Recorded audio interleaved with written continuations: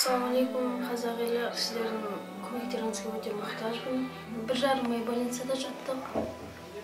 15-10 күндей реанимацияның өзінде жатты. Қазір 5,5 ай күніге судорога береді. Ең азы 7-8 рет. Ең көбі сағаттап бере береді.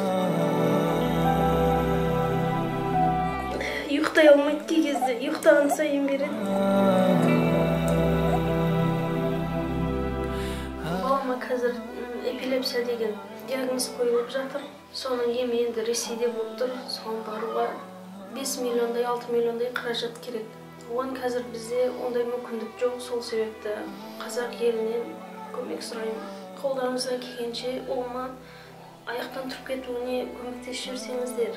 Ата-анаға баланың бұлай қиналып жатқаны өте ауыр. Сол себепті Аллах разылығы үшін көмектесіп жіберсеңіздер екен.